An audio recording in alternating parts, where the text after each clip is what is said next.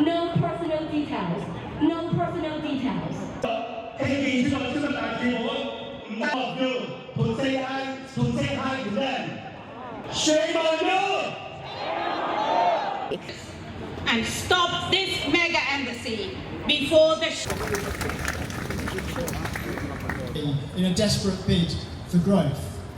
Now we know that sometime in the next couple of weeks, the Prime Minister... I'd say the Chinese government do need a new embassy, probably somewhere in London, but definitely not the Royal Mint Court, given that there are sensitive cabling right underneath this building, and the Chinese have now built a room that's just 1 meter away from those cables. It's actually very worrying, not only for dissident community, but allies from the US, from the Netherlands, from Switzerland, have all voiced concerns. So I think it is very important that we take note of the fact that it's not just a local concern coming from dissident community. The Hong Kong authorities placed a 1 million Hong Kong dollar bounty on my head because of calling for democracy in Hong Kong.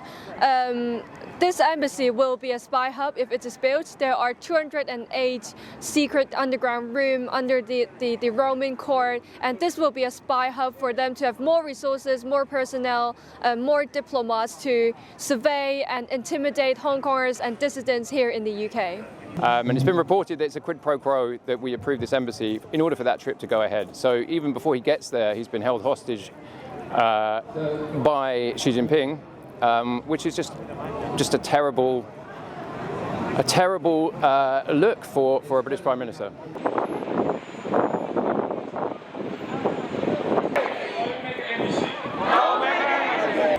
My friends, it was a total disaster. The idea in the bud. Thank you very much indeed. To Chinese people, this is a fight against the CCP and our owners. We have met with 同埋 dates of birth 去加快釋放過程，係警署嘅 custody desk， 唔係喺架車上面，係警。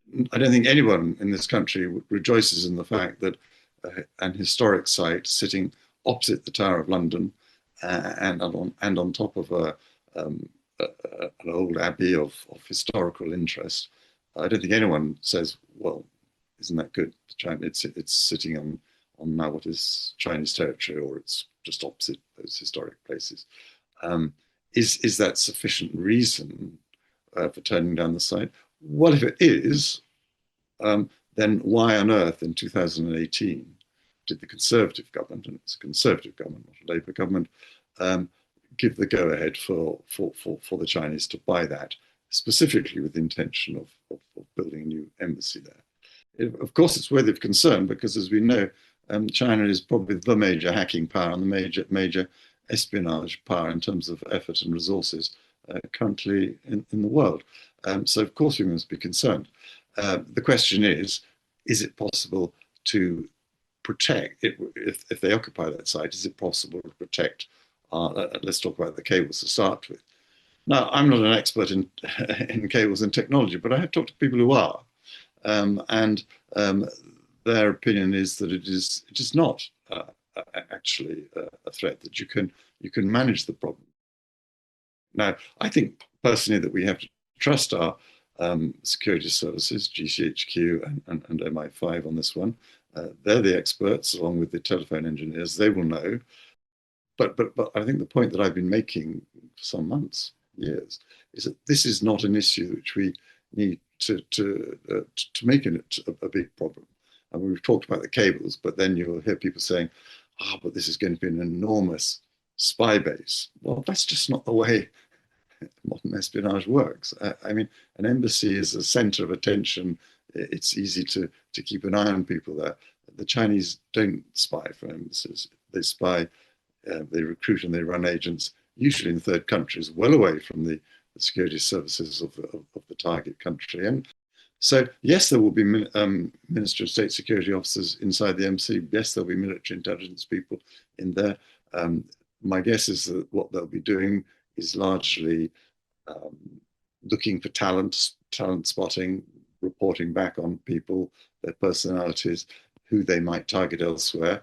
That's not ideal, but it's a fact of life, to be quite frank, and it's not where the greatest threat actually lies. Their footprint, their diplomatic footprint, the rise of China itself and the need to project more power and have more diplomatic relations and commercial relations and other relations has meant that they need a bigger space. I think that's perfectly reasonable.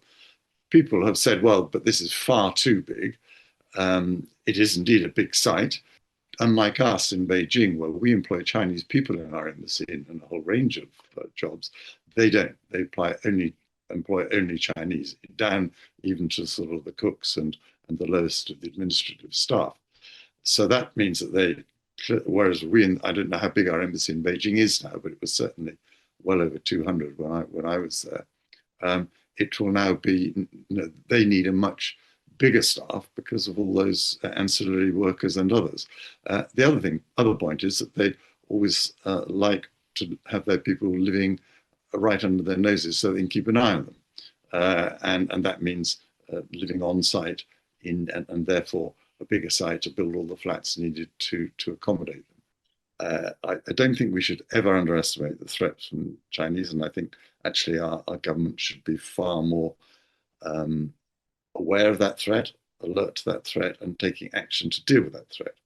It's just that I don't think that the embassy and the embassy site is that crucial. There are many more crucial ways of dealing with this.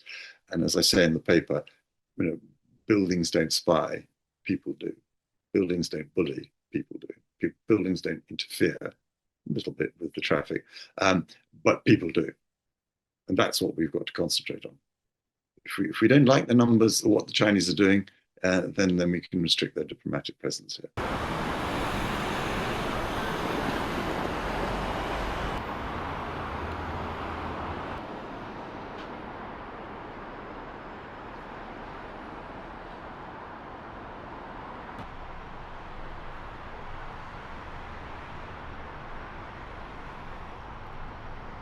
大家好，我是主播周玉琴。很多的朋友告诉我们，选择原版的太阳星全效克菲尔益生菌，它添加有羽衣甘蓝，健康再加分。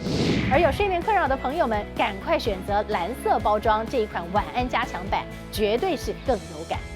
每日克菲尔，时刻美好 ，Good Feel Good， 请上快点购为健康下单，而且要记得输入推荐代码，有额外的折扣优惠。